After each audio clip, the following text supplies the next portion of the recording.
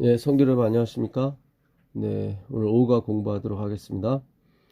오가의 제목은 율법의 정신을 위배함, 율법의 정신을 위배함입니다.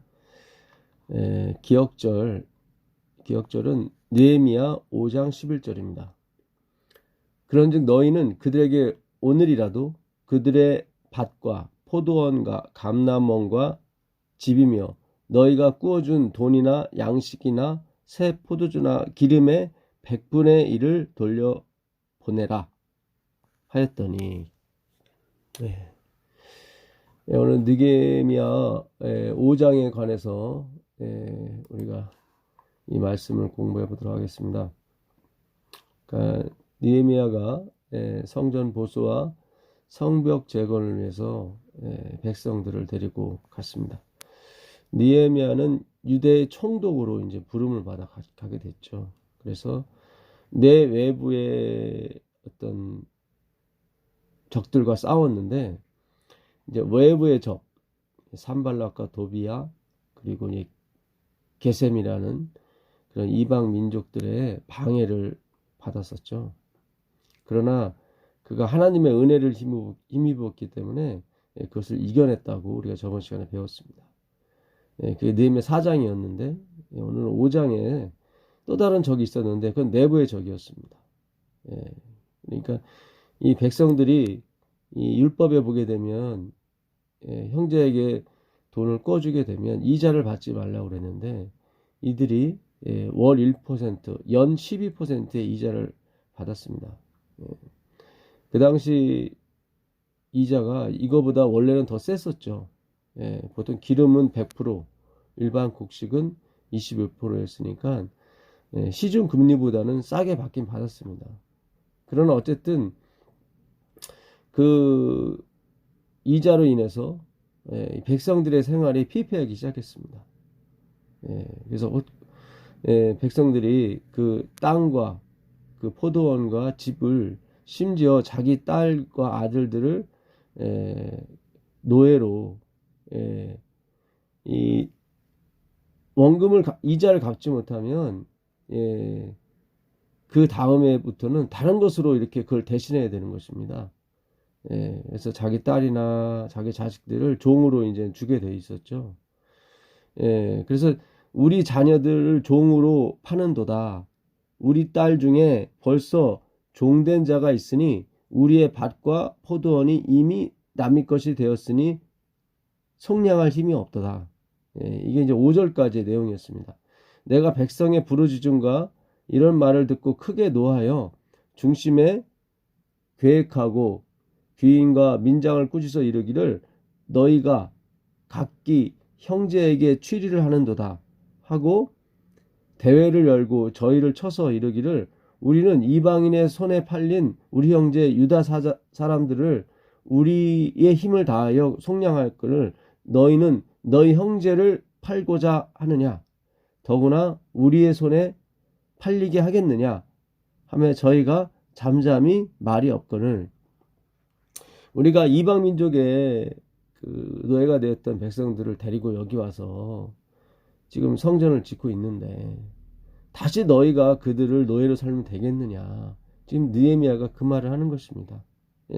그래서 느헤미야도 본인도 그래요. 나와 내 형제와 종자들도 역시 돈과 곡식을 백성에게 취하여 주었다. 그러니까 우리도 그 형편이 어려운 사람에게 그 돈을, 종자를, 곡식을 빌려줬다. 그렇지만 우리는 이자를 받지 않았다. 우리가 그 이자 받기를 그치자. 우리도 빌려줬지만 이제 받지 않겠다. 이제 그런 뜻이죠. 그래서 이 말을 듣고 이 백성들이 좋다. 우리도 받지 않겠다. 이런 말을 하게 되죠. 그래서 나중에 이제는 그 맹세를 시킵니다. 12절에 저희가 말하기를 우리가 당신의 말씀대로 행하여 돌려보내고 아무것도 요구하지 아니하리이다 하기로 내가 제사장들을 불러 저희에게 그 말대로 행하리라는 맹세를 시키게 하고 내가 옷자락을 펼치며 이르기를 이 말대로 행치 아니하는 자는 하나님이 또한 이와 같이 그 직과 산업에서 펼치실지니 저는 곧 이렇게 떨어져 빌지로다. 예, 그러니까는 완전히 알거지가 될 것이다. 옷에 떨어진 먼지처럼 너희가 한 맹세를 지키지 아니하면, 예, 언약을 지키지 아니하면 너희가 이와 같이 될 것이다. 이제 그런 말을 하는 거죠. 이에 회중이 다 아멘하고 여호와를 찬송하고 백성들이 그 말한 대로 행하였느니라. 예. 그래서 이번 주 그 교과에 보게 되면 이 율법의, 그러니까 율법의 그 약속, 예, 율법의 정신을 지키는 사람은 이제 복을 받을 것이다. 예, 그래서 내가 율법을 지키기로 서약했다면 반드시 지켜야 되고, 하나님께 대한 서원이 있다면 반드시 그걸 이루어야 된다. 예, 그 말씀을 많이 하세요. 예, 그래서 그 이번 주 교과의 하이라이트는 수요일입니다. 예, 수요일에 이제는 맹세에 관한 그런 구절도 나오고, 제가 읽어드리면, 그 예언의 신이죠. 그 예언의 신을 보게 되면 참 하나님께 대한 예배를 회복하려는 느헤미야의 노력이 성공하여 큰 영예를 얻었다. 예. 그러니까 하나님에 대한 참된 예배를 회복하려는 느헤미야의 노력이 성공하여 큰 영예를 얻었습니다. 백성들이 저희가 맹세를 충실히 이행하는 한, 그들이 하나님의 말씀을 순종하는 한 여호와께서는 그들에게 풍성한 복을 부어 주심으로 그분의 약속을 성취하실 것이었다. 선지자왕 667페이지. 그러니까 그 하나님께 그 하나님의 말씀을 지키겠다고 순종하겠다고 한 서약을 지키게 되면 그들에게 풍성한 복을 부어 주실 것이라는 약속을 지금 예언의 신이 하고 있다는 거죠. 또 하나님이 그렇게 약속하셨다는 거죠. 맞습니다. 우리가 율법을 다 지켜 행하면 하나님이 그 율법을 다 지켜 행한 그 약속을 주시거든요. 그 신명기 15장 4절에 보게 되면 그 말씀을 하십니다. 신명기 15장 4절, 우리 전에 한번 다 공부했던 말씀인데 다시 한번 보도록 하겠습니다. 신명기 15장 4절입니다. 15장 4절. 내가 만일 네 하나님 여호와의 말씀만 듣고 내가 오늘날 내게 명하는 그 명령을 다 지켜 행하면 네 하나님 여호와께서 내게 기업으로 주신 땅에서 내가 정령 복을 받으리니 너희 중에 가난한 자가 없으리라. 반드시 가난한 자가 없게 될 것이다. 어떻게 하면요? 하나님이 주신 명령을 다 지켜 행하면, 내게 명하는 그 명령을 다 지켜 행하면, 그랬더니 백성들이 다 지키겠다고 했단 말이죠. 오늘 느헤미야에서도 마찬가지입니다. 근데 과연 그 사람들이 과연 다 지켰을까요? 아니에요. 예수님이 그 요한복음 그 12장 8절에 보게 되면 가난한 자는 항상 너희와 함께 있을 것이라고 했단 말이죠. 가난한 자는 항상 너희와 함께 있을 것이다. 그 예수님의 발에 향유 옥합 300데나리온 것을 마리아가 부었거든요. 그랬더니 제자들이 막 화를 내면서 그것을 가난한 사람들한테 나눠주지 왜 이렇게 허비하느냐고 그랬거든요.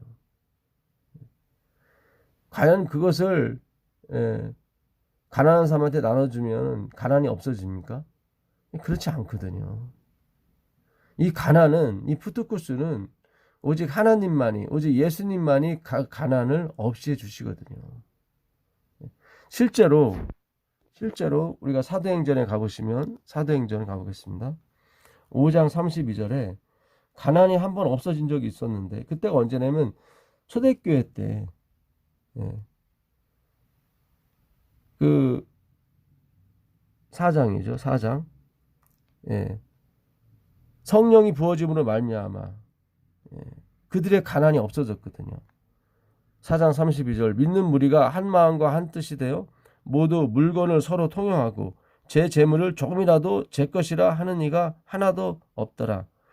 사도들이 큰 권능으로 주 예수의 부활을 증거하니 무리가 큰 은혜를 얻어 그 중에 핍절한 사람이 가난한 사람이 없으니 이는 밭과 집 있는 자는 팔아 그 판 것의 값을 가져다가 사도들의 발 앞에 두매 저희가 각 사람의 필요를 따라 나누어 줍니다. 그러니까 유무상통이 일어났거든요. 이건 율법에도 없는 거였어요. 유무상통은. 율법에서 요구하는 것은 매년 23%의 11조였어요. 그것만 있어도 가난한 사람에 나눠줄 수 있었다고요. 그러나 예수님께 십자가에서 돌아가심으로 예수님이 우리의 속량물, 우리의 제물이 돼서 하나님께 연락이 됨으로 말미암아 하나님께서 성령을 부어주셨는데 그 성령이 사람들의 마음을 움직여 주셔서 유무상통 모든 것을 하나님께 드림으로 말미암아 각 필요한 사람에게 나눠 줌으로 말미암아 가난한 사람이 없게 됐단 말이죠. 이 백성들이 아멘 했어요. 다 지키겠다고. 근데 그게 안 돼요. 느헤미야서 에스라서가 마찬가지입니다.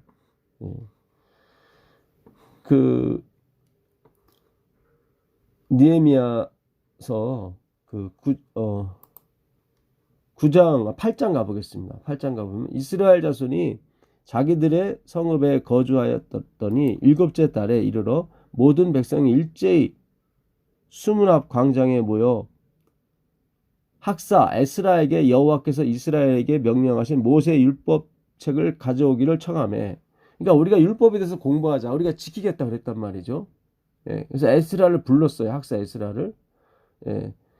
7째 달 초하루에 제사장 에스라가 율법책을 가지고 회중 앞 곧 남자나 여자나 아이들을 알아들을 만한 모든 사람들 앞에서 이르러 수문 앞 광장에서 새벽부터 정오까지 남자나 여자나 알아들을 만한 모든 사람 앞에서 읽음에 뭇백성이 그 율법책에 귀를 기울였더라. 그리고 어떻게 회개가 일어났어요. 9장 1절 그달 24일에 그러니까 24일까지 이거 부흥회가 열린 거예요. 이스라엘 자손이 다 모여 금식하며 굵은 베옷을 입고 티끌을 무릅쓰며 이게 뭐예요? 난 나땡니스 된 거예요. 베옷을 입고 나는 죽었다. 티끌을 무릅썼다는 것은 나는 낯생이다 그런 뜻이거든요. 모든 이방 사람과 절교하고 서서 자기의 죄와 열조의 허물을 자복하고 이날에 낮 4번째 일은 그 처소에 서서 그 하나님 여호와의 율법책을 낭독하고 낮 4번째 일은 죄를 자복하며 그 하나님 여호와께 경배했다. 그러니까 모든 사람이 학사, 율법에 익숙한 오늘 따지면 뭐 총장님이나 다름없죠. 삼육대학 총장님이나 최고의 교수님 에스라가 율법의 책을 낭독해 줬고 그 책을 읽어가며 자기 죄를 자복하고 티끌 가운데서 회개했단 말이죠. 그리고 그들이 인을 쳤습니다. 9장에 보게 되면 9장 그 마지막 절에 한번 보겠습니다. 9장 38절이네요. 우리가 이 모든 일을 인하여 이제 견고한 언약을 세워 기록하고 우리의 방백들과 레위 사람들과 제사장들이 다 인을 치나이다 하였느니라. 그러니까는 약속했어요. 마치 출애굽기서 19장이나 출애굽기 23장에 하나님의 율법 십계명과 및 율례와 법도를 받은 다음에 그들이 다 준행하겠나이다 하고 하나님 앞에서 약속을 한 것처럼 이때도 마찬가지예요. 인간은 똑같아요. 오늘날도 마찬가지고 내가 지키겠습니다. 심지어 이들은 인을 쳤다고요. 그 인을 취한 이야기가 10장에 계속 이어져요.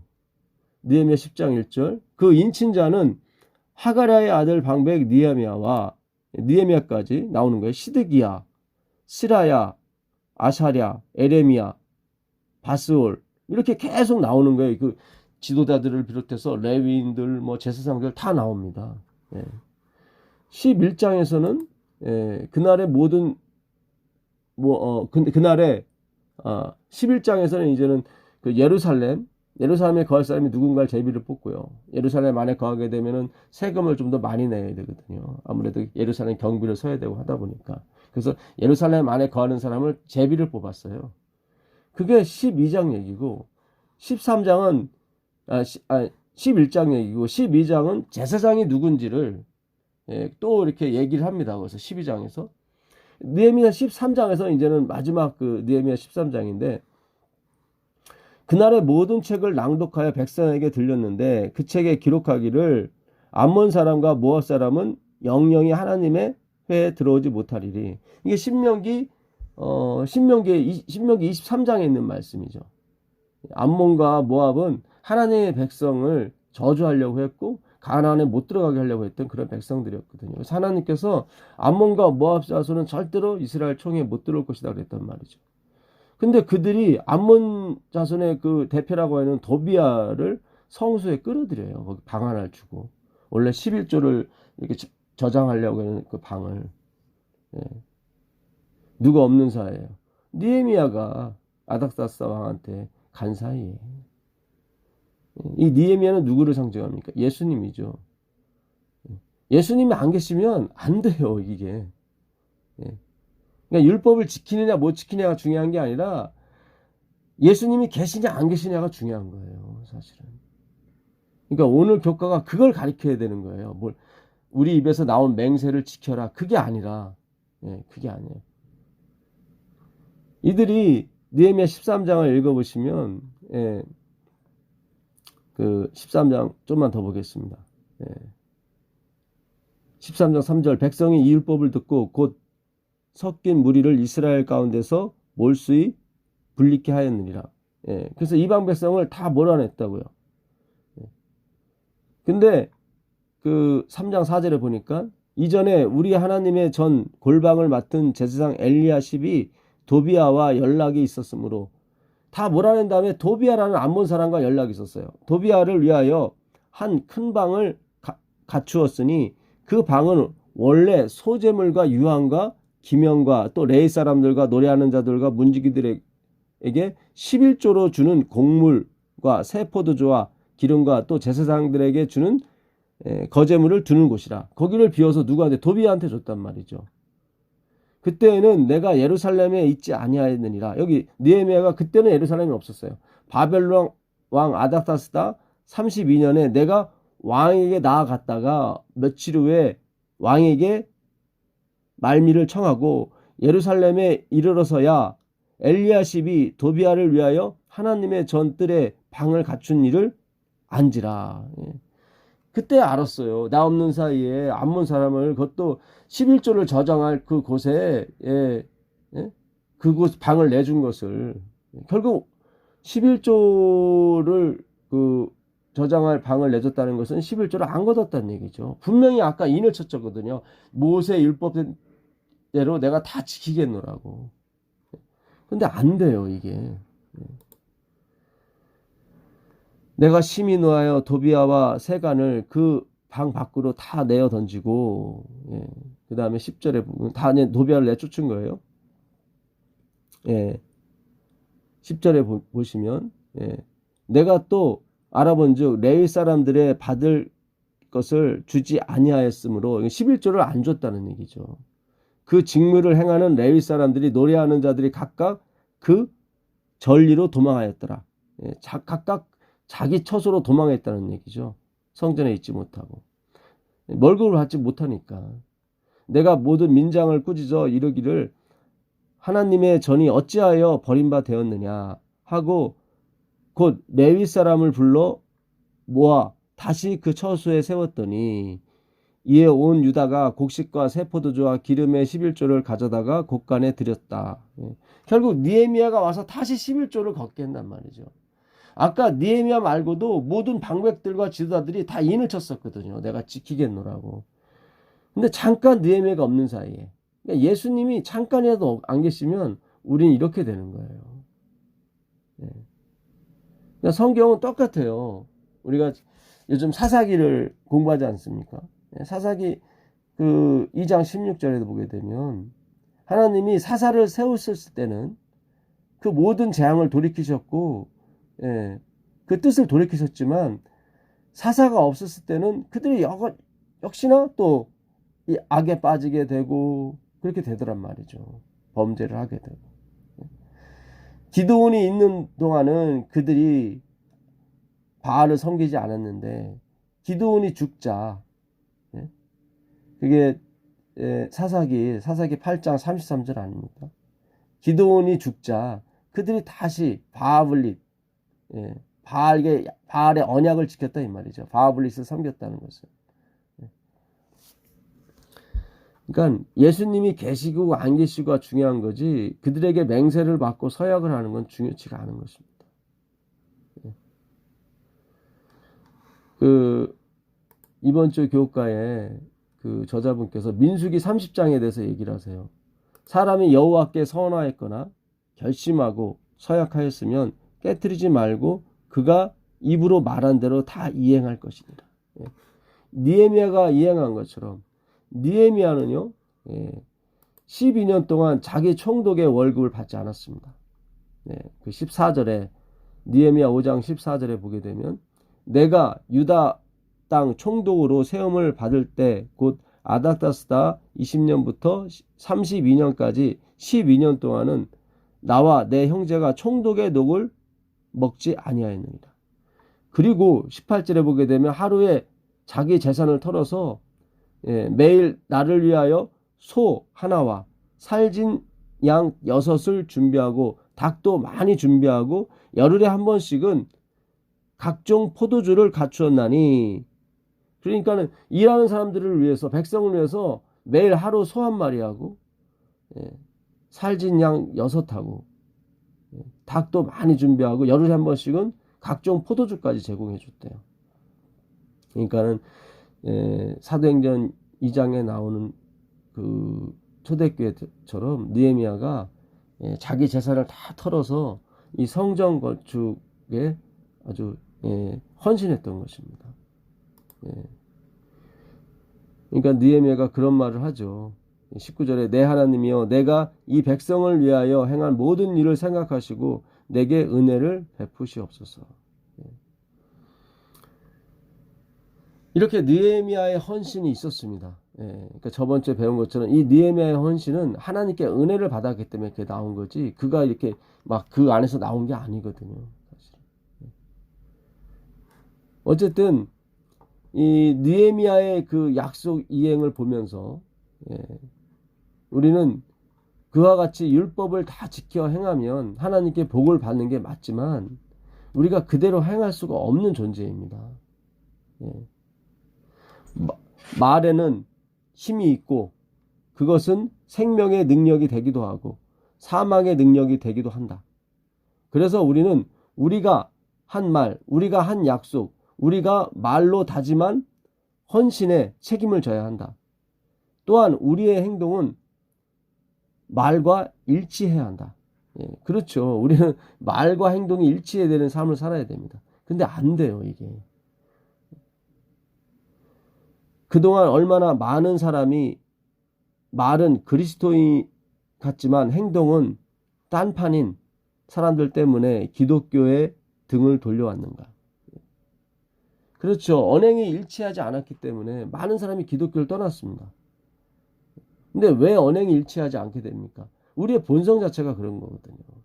그러니까 언행이 일치되는 분은 누구밖에 없냐면 예수님, 오늘날 느헤미야가 상징하는 그 예수님 한 분밖에 없어요. 그래서 예수님이 율법을 다 지켜 행했기 때문에 하나님이 약속한 성령을 주셨고 그 성령을 또 우리에게 주심으로 말미암아 우리가 율법을 다 지켜 행할 수 있도록 허락해 주셨단 말이죠.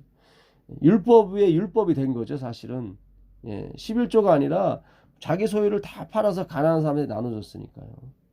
그게 어떻게 왔냐면 예수님이 십자가에 돌아가심으로 성령이 선물로 온 거예요. 갈라디아 사람들아, 너희가 성령을 어떻게 받았느냐? 율법의 행위로 받았느냐? 아니다. 듣고 믿음으로 받지 않았느냐? 말씀을 듣고 그 말씀을 믿음으로 성령이 임한 거예요. 그게 갈라디아 3장 1절에 바울이 강력하게 갈라디아 지방에 있는 교우들에게 전하는 편지의 내용 아니겠습니까? 그러니까 이게 우리 힘으로는 안 되는 거예요. 우리 힘으로는. 그 뭡니까? 민수기 30장에 그 하나님께 서원한 것이 있으면 반드시 지켜야 된다 했을 때 이 사람이라고 번역된 이씨는 남자를 의미하는 것입니다. 그래서 KJV 성경에는 남자는 사람이 아니에요. 남자는 여호와께 서원하였거나 결심하고 약속하였으면 깨트리지 말고 그가 입으로 말한 대로 다 이행할 것이다. 그러니까 여기서 말한 남자는 예수 그리스도를 얘기하는 것입니다. 근데 여자는 경우가 틀려요. 30장 3절에 보면 또 여자가 만일 어려서 그 아비 집에 있을 때 여호와께서 서원한 일이나 스스로 결심하려고 한 일이 있다고 하자. 그러니까 여자가 결심하고 내가 이렇게 하겠습니다라고 서원한 일이 있다고 하자. 그의 아버지가 그의 서원이나 그가 결심한 서약을 듣고도 그에게 아무 말이 없으면 그의 모든 서원을 행할 것이나 그가 결심한 서약을 지킬 것이나. 그러니까 아버지가 그 딸의 얘기, 서원을, 하나님께 한 서원을 듣고 아무 말이 없으면 반드시 서원을 지키라는 거예요. 그러나 그의 아버지가 그것을 듣는 날에 허락하지 아니하면 그의 서원과 결심한 서약을 이루지 못할 것이니 그의 아버지가 허락하지 아니하였은즉 여호와께서 사하시리라. 그러니까 아버지가 그 딸이 혹은 그 부인이 여자가 하는 하나님께 했던 서원, 서약들은 되게 좋은 거잖아요. 근데 아버지가 듣고 안 돼 하게 되면 하나님이 다 용서해 주시겠다는 거죠. 그러니까 사람의 그 서약, 여기서 말하는 아버지, 남편은 바로 그리스도를 가리키는 겁니다. 그 다음에 남편이 나와요. 30장 6절. 또 혹시 남편을 맞을 때 서원이나 결심한 서약을 경솔하게 그의 입술로 말하였으면 그의 남편이 그것을 듣고 그 듣는 날에 그에게 아무 말이 없으면 그 서약을 이행할 것이요 그가 결심한 서약을 지킬 것이니라. 그러나 그의 남편이 그것을 듣는 날에 허락지 아니하면 그 서원과 결심하고 경솔하게 입술로 말한 서약은 무효가 될 것이니 여호와께서 그 여자를 사하시리라. 그러니까 여기도 남편도 마찬가지예요. 그러니까 아버지나 남편은 다 그리스도를 가리키는 거거든요. 그러니까 우리의 서원과 우리의 서약의 이행은 아버지나 남자에 달린 것처럼 여자가 그랬고 여자는 교회를 상징하는 거거든요. 그러니까 오늘날도 신앙인은 그의 서원과 그의 언약을 지키고 안 지키고는 나에게 달린 게 아니라 아버지나 남편 곧 예수님께 달린 거예요. 그것이 민수기 30장의 내용인데 이걸 끝까지 이렇게 설명을 해 주셔야 되는데 사람이 무슨 약속을 지키면 반드시 지켜야 된다는 것은 그것은 이제 모세의 율법을 정확히 잘 모르고 하시는 말씀이에요. 여기서는 그 남자 예수 그리스도, 그러니까 남자는 반드시 약속한 걸 지켜야 된다. 결국 우리가 계속 공부를 하지만 율법의 준행에 있어서 접근할 수 있는 분은 제사장 한 분밖에 없어요. 나머지는 접근하면 죽어요. 그러니까 우리가 이거를 잘 이해해야 됩니다.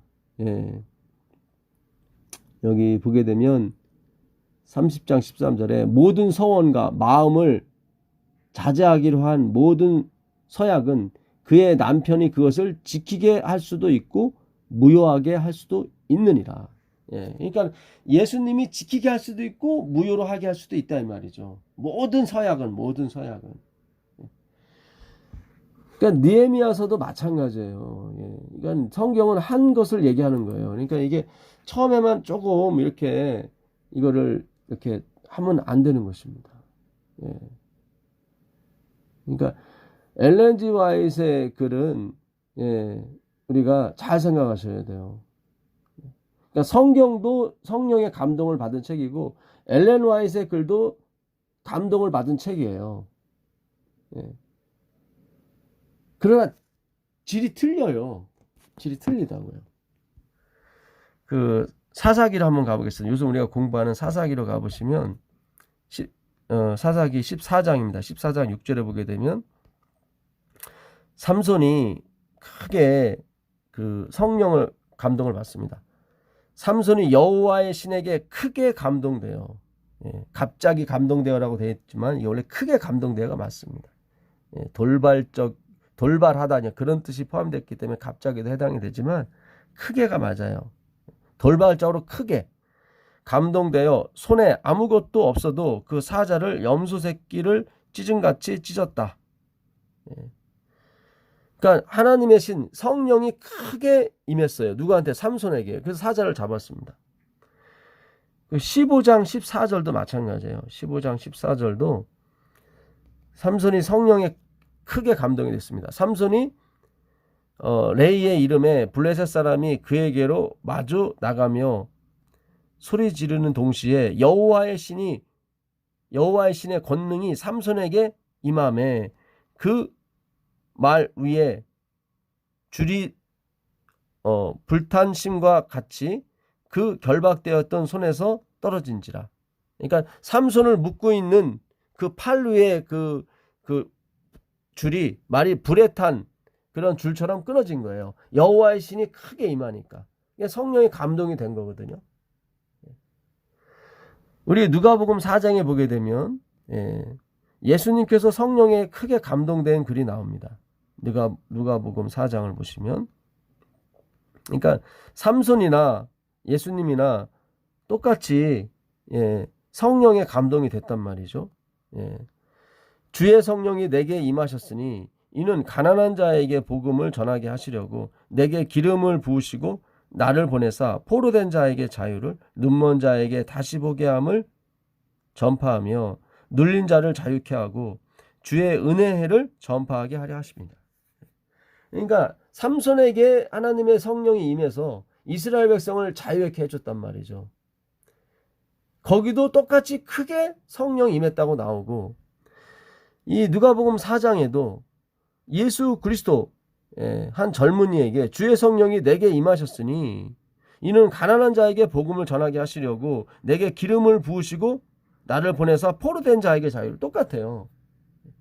근데 삼손의 해방과 그는 사카트였고, 예수님의 이 해방, 포로된 자에게 자유를 주는 것은 샬롬이었단 말이죠. 영속이라고 하죠. 영속, 영원히 속해지는 것. 삼손이 20년 동안만 그들에게 평강을 줬지만 예수 그리스도는 영원히 우리에게 평강을 주신다고. 그러니까 이게 성령의 감동이 틀린 거예요. 삼손이 틀렸다는 게 아니라 그건 제한적이에요. 그러니까 예언의 신이 하나님의 성령의 감동을 받아 쓴 것이 맞아요. 왜냐면 엘렌 지 화이트이 선지자니까. 그런데 그게 제한적이에요. 그거는 결국 답은 어디서 얻어야 되냐면 성경에서 얻어야 되는 거예요. 똑같이 성령의 감동을 받았잖아요. 삼손도 선지자니까. 그러나 그건 다 제한적이라고요. 그거는 사카트라 이 말이죠.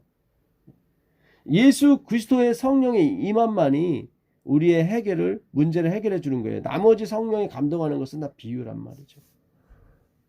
그러니까 지금 우리가 예언의 신을 연구하는 것도 중요하지만 그것보다는 예언의 신에는 정확한 답이 없어요. 사실은 답을 어디서 찾으라? 성경에서 찾으라고 얘기한 것이 예언의 신에 쓴 목적이란 말이죠.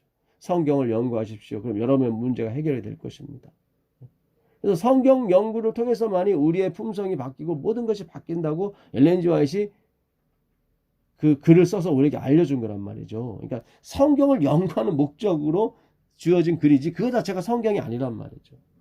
그러니까 부조와 선지자나 다 마찬가지인 것입니다. 그래서 오늘 그 선지자 왕에도 그 여호와께서 그들에게 풍성한 복을 부어 주심으로 그분의 약속을 성취하실 것이었다. 하나님의 말씀을 순종하는 한, 이렇게 조건을 달았단 말이죠. 근데 하나님의 말씀을 순종하는 경우는 우리는 안 돼요. 예수님만이 일을 하셨다고요. 너희가 이 하나님의 말씀을 순종하면 가난한 사람이 없을 거라고 그랬거든요. 그러니까 느헤미야의 그 헌신이 제한적이에요. 그게 정말 우리가 해야 될 그런 거라면은 느헤미야의 헌신으로 끝나야죠. 예수님 오실 필요가 없는 거죠. 근데 그들은 계속 그리스를 거쳐서 로마를 거쳐서 계속 종살이를 하게 됐고 결국 그들이 지었던 성전은 무너졌다고요. 그러니까 다 비유기 때문에 그래요. 비유기 때문에. 그러니까 우리가 느헤미야를 모본으로 해서는 안 되는 것입니다. 그건 제한적이에요. 다. 그래서 이 민수기 30장 2절에 이번 주 교과의 수요일 날이죠. 수요일 날에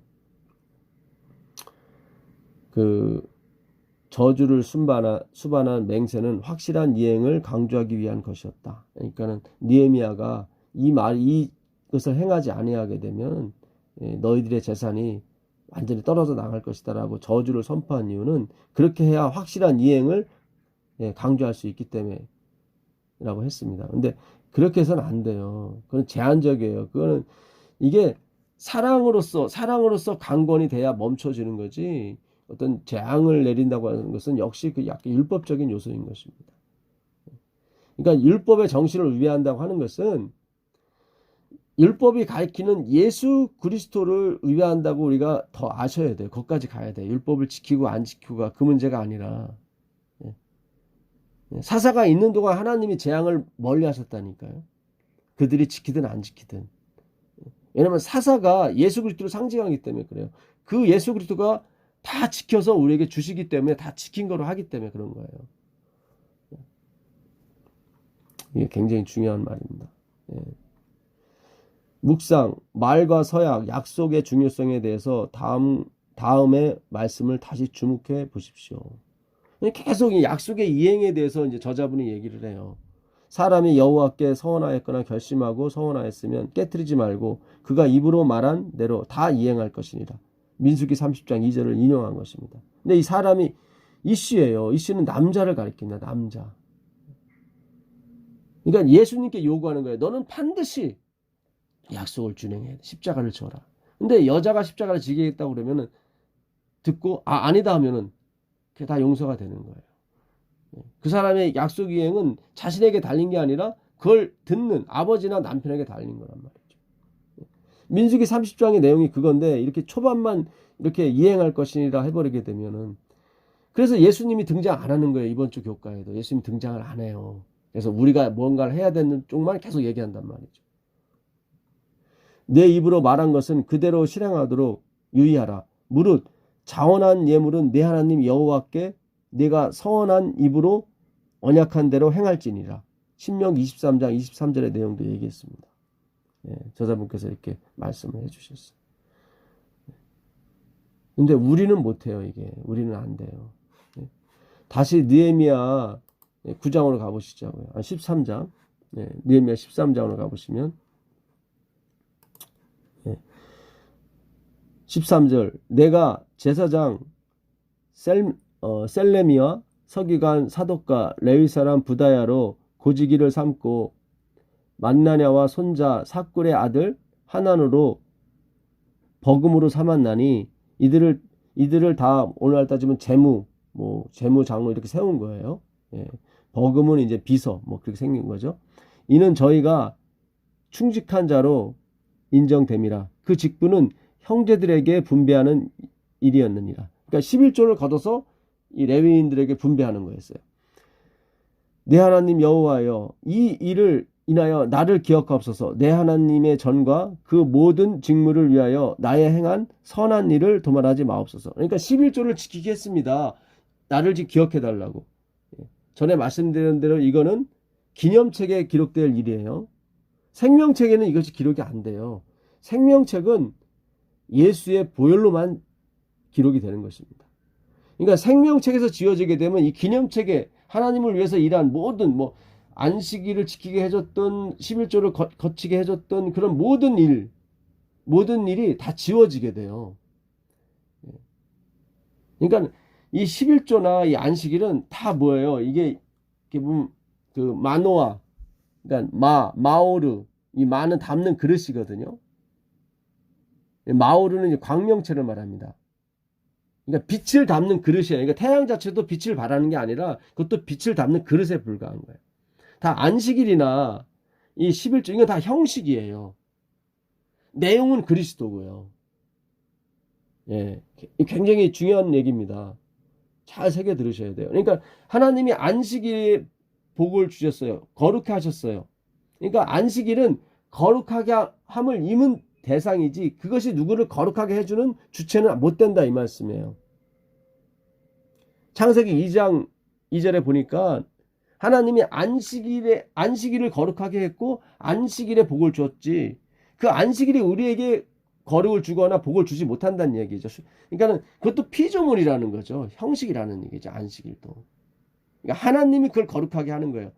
거룩하게 하는 자와 거룩하게 함을 입은 자가 다 하나에서 난지라. 예. 그러니까 우리 모두는 거룩하게 함을 입은 자들이에요. 수동적인 사람들이지 우리가 뭔가를 내주는 게 아니란 말이죠. 다 우린 형식이란 말이죠. 그리스도를 담는 그릇이란 말이죠. 그러니까 말씀이 육신 가운데 거하시는 거예요. 우리가 그릇이란 말이죠. 모든 게 그래요. 성전도 그렇고 다 마찬가지. 형식이에요. 예. 그 13장 19절을 보시면 안식일 전 예루살렘 성문이 어두워질 때 내가 명하여 성문을 닫고 안식일이 지나기 전에 열지 말라 하고 내 종자 두어 사람을 성문마다 세워서 안식일에 아무 짐을 들어오지 못하게 하며 안식일도 드디어 그들이 거부했어요. 어겼단 말이죠. 근데 에레미야 와서 분명히 에레미야 10장 29절에 보게 되면 그들이 안식일을 지킬 것이고 약속을 해요. 인을 쳐요. 예, 자기 마음에. 여러분, 우리 스스로가 인을 친다고 되는 문제가 아니에요. 하나님이 인을 쳐주셔야 되는 거지 우리가 인을 치는 게 아니에요. 예. 그러니까 느헤미야서 저희가 공부할 때 느헤미야서를 좀 공부하려고 했는데 오늘 시간이 되니까 어느 정도는 좀 공부를 해보겠습니다. 느헤미야라는 말은 위로라는 뜻이거든요. 위로. 에스라는 돕다. 그러니까 파라클레토스라는 뜻이에요. 보혜사. 그러니까 아들을 낳게 준 산파 역할을 해주는 거예요. 율법이 우리를 눌러요. 억압을 한다고 율법이. 그거는 산파가 느끼는 고통이란 말이죠. 진통. 힘들어요. 그 억압이. 거기에서 이제 어떻게 아기를 낳게 되면 남자 예수 그리스도를 낳게 되면 뭐예요? 즐거움이 온단 말이죠. 그러니까 반드시 진통이 와야 아기가 나오거든요. 그러니까 율법이 반드시 주어져야 돼요. 이 느헤미야서는 그 율법 준수를 계속 얘기를 해요. 그래야 진통이 오거든요. 백성들이. 자꾸 안 지키는 11조를 안 지키고 안식일을 자꾸 안 지키는 이유는 그들이 진통이 오니까. 진통을 지나가야 돼요. 이거를. 예. 그래야 아기가 나오거든요. 예수님이 나와요. 예수님이 나오면 다 해결이 돼요. 모든 것이. 그러니까 느헤미야나 에스라나 그 얘기를 하는 거예요. 그 에스라서 6장 한번 가보겠습니다. 에스라서 6장 15절을 보시면 에스라서 이게 참 어려운 책인데 우리가 이 하나님의 은혜로 쉽게 접근할 수 있습니다. 6장 15절에 보게 되면 다리오 왕 6년 BC 516년입니다. 이스라엘이 성전이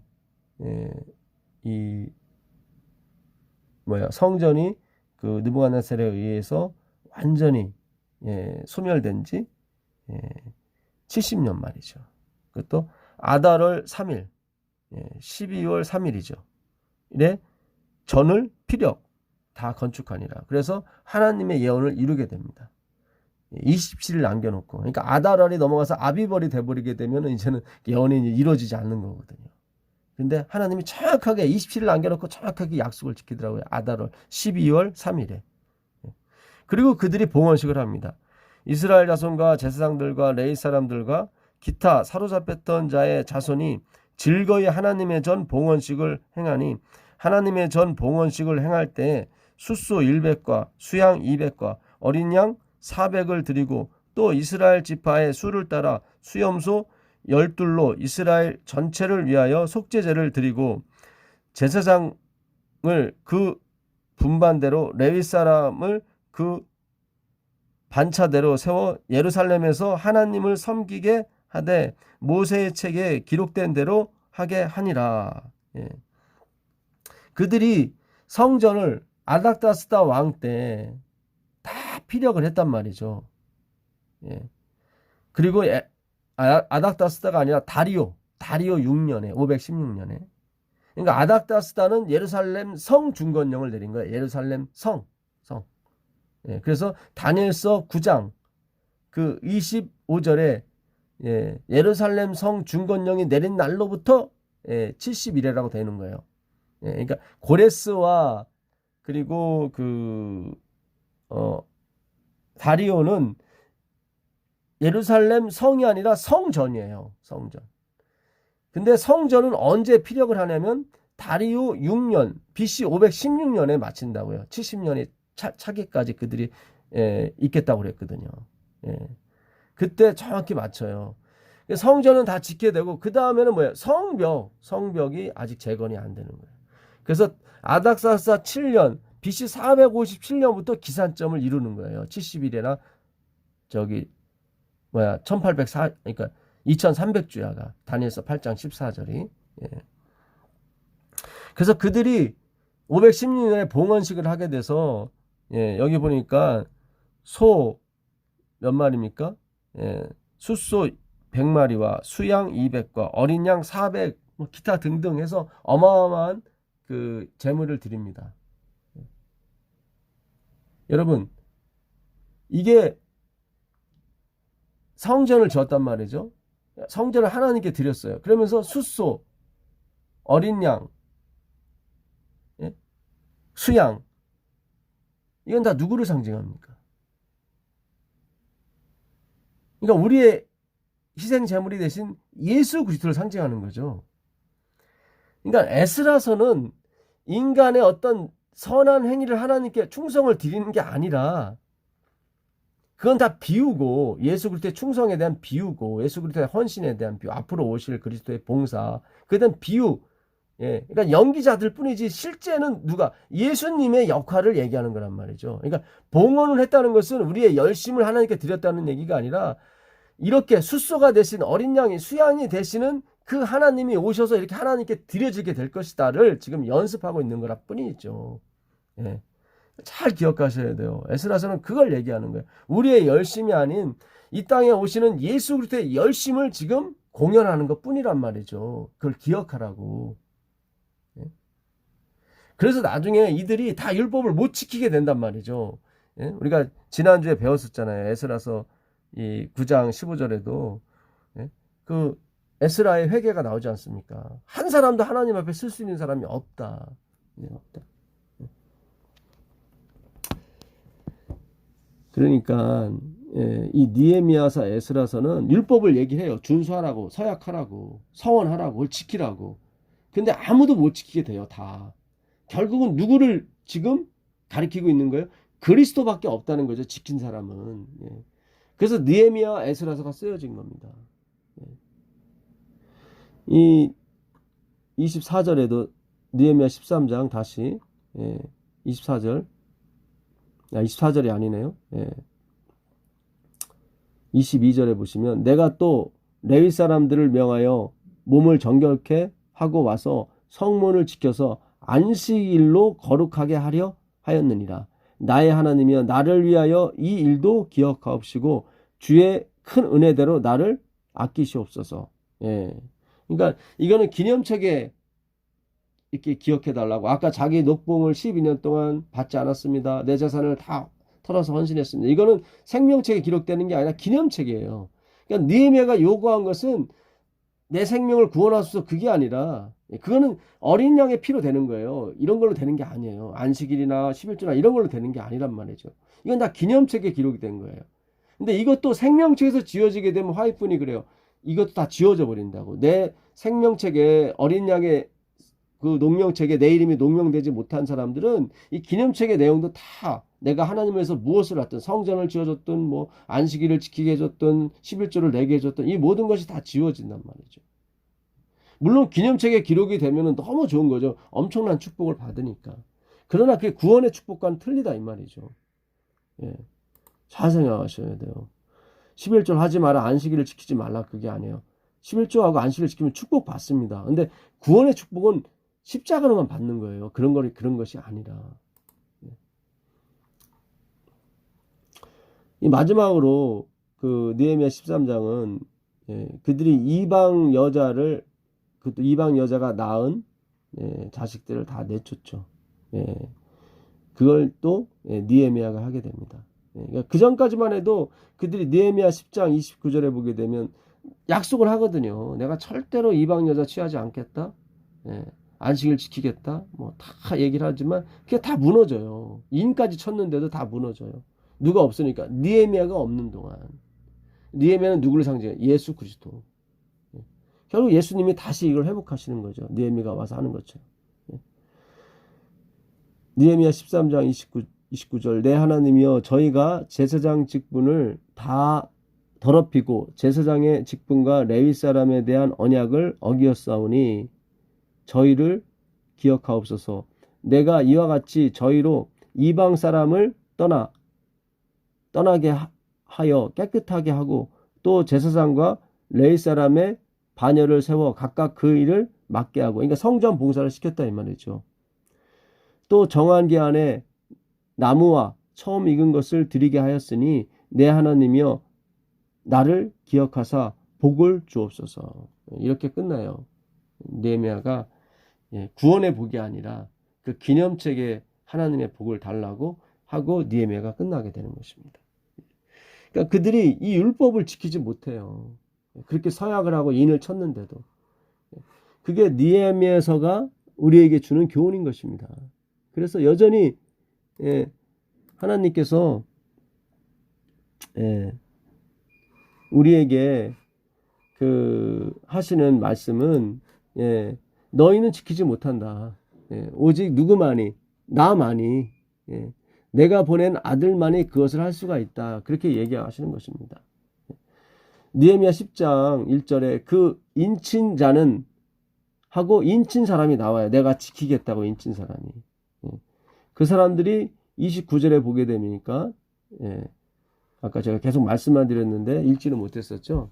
읽어드릴게요. 느헤미야 10장 29절 다 그 형제 귀인들을 쫓아 저주로 맹세하기를 내가 이것을 지키지 못하면 내가 저주를 받겠습니다. 그랬단 말이죠. 유다가 하나님의 종 모세로 주신 하나님의 율법을 쫓아 우리 주 여호와의 모든 계명과 규례와 율례를 지켜 우리 딸은 이방 백성에게 주지 아니하고 우리 아들을 위하여 저희 딸을 데려오지 아니하며 혹시 이 땅 백성이 안식일에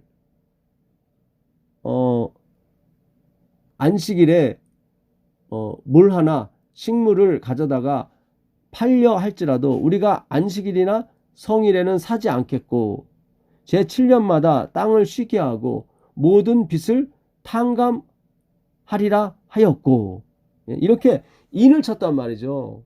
안식일을 지키고 뭐 이자는 무조건 안 받겠고 또 탕감까지 다 해주겠고 이렇게 안식일에 그들이 뭔가를 팔려오면 우리가 절대로 사지 않겠고 이렇게 했는데 13장에 느헤미야가 없으니까 바로 그들이 그냥 모든 뭐 방백이고 뭐고 간에 제사장들이고 간에 다 월급 안 주니까 다 뭐 흩어지게 되고 11조 안 거치니까 다 흩어지게 되고 그렇게 되더란 말이죠. 그게 느헤미야서가 우리에게 주는 교훈이란 말이죠. 아, 예수님이 없이는 안 되는구나. 안 되는구나. 느헤미야가 진짜 예수님이라면 예수님이 오실 필요가 없는 거죠. 그렇지 않습니까? 그 사람도 다 뭐예요? 연기자일 뿐이에요. 모형이라 이 말이죠. 표상. 오실 그리스도 메시아에 대한 표상. 잠시 드러내는 거예요. 그래서 에스라가 성전 건축을 피라고 이 숫소 100과 수양 200 그리고 어린 양 400을 드렸다는 것은 우리의 헌신과 열심을 드렸다는 것이 아니라 이렇게 많이 드렸다면 모든 백성이 같이 나눠 먹어야 되기 때문에 이렇게 많이 드린 거예요. 그리스도의 보혈은 이렇게 모든 사람, 구원 얻는 모든 사람에게 충분하다는 것을 나타내기 위해서 많이 드린 것 뿐입니다. 그러니까 그것은 사람들의 봉헌, 헌신을 지금 하나님께 드리는 게 아니라 예수 그리스도께서 이 땅에 오시는 그 헌신, 그 봉헌을 하나님께 드리는 장면을 지금 연기하는 것 뿐이란 말이죠. 그래서 하나님이 그 성전을 받아주시는 거고 성전에 그 영광이 가득하게 됐던 거예요. 잘 생각하세요. 느헤미야, 에스라는 우리의 열심과 우리의 약속 이행, 율법의 이행을 이렇게 얘기하는 게 아니란 말이죠. 예수님의 약속 이행, 예수님의 율법 이행, 예수님의 율법의 완성, 그것을 찬양하고 그것을 기억하는 책이 바로 느헤미야, 에스라서인 것입니다.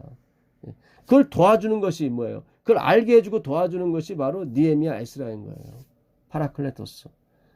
성령이 오시면 내 영광을 가지고 그가 너희에게 알려주겠다고 말씀하셨거든요. 성령이 오시면. 예. 그러니까 느헤미야나 에스라는 그 그리스도의 헌신을 우리한테 가르쳐 주는 것이지 우리 보고 뭘 하라고 가르치는 게 아닌 것입니다. 자꾸 하라고 하는 이유는 우리가 하지 못하는 존재라는 것을 깨닫기 위해서 자꾸 하라고 하는 것 뿐이에요. 예. 그리고 예수님이 우리와 함께 하시면 반드시 율법 위에 율법이 이행이 됩니다. 예. 왜냐하면 예수님은 율법의 원본이기 때문에 사본보다 더 강력한 것을 이루셔요. 11조가 아니라 모든 자기 소유를 팔아서 나눠주기 시작한단 말이죠. 예. 안식일 뿐만 아니라 매일매일 나와서 하나님께 경배한단 말이죠. 예. 예. 오늘 이 율법의 정신에 위배됨에 대해서 우리가 공부를 했습니다. 율법의 정신에 위배되는 것은 그리스도께 가냐 안 가냐, 그리스도를 믿냐 안 믿냐가 바로 율법의 정신인 것입니다. 예, 율법은 그것이 본질이 아니고 본체가 아니에요. 예수님이 본체고 본질인 것입니다. 그것을 우리에게 가르쳐 주려고 주어진 그런 글인 것입니다. 놀라운 은혜가 있기를 빌겠습니다.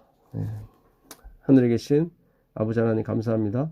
오늘도 우리가 이 교과를 통해서 느헤미야서와 에스라의 그 본질에 대해서 배우게 해주시니 감사합니다.